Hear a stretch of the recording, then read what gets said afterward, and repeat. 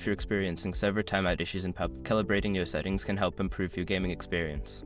Follow these steps to troubleshoot and resolve the problem. Step 1. Check your internet connection. Ensure that your internet connection is stable and has sufficient speed. You can run a speed test to confirm your download and upload speeds are adequate for online gaming. Step 2. Restart your router.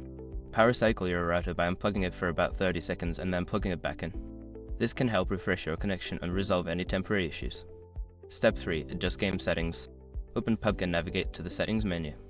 Lower the graphics settings and disable any unnecessary features that might be consuming bandwidth, such as voice chat or streaming. Step 4. Change server region. In the game settings, switch to a different server region that is closer to your location. This can reduce latency and improve connection stability. Step 5. Update network drivers. Ensure that your network drivers are up to date. Visit the manufacturer's website for your network adapter and download the latest drivers to optimize performance.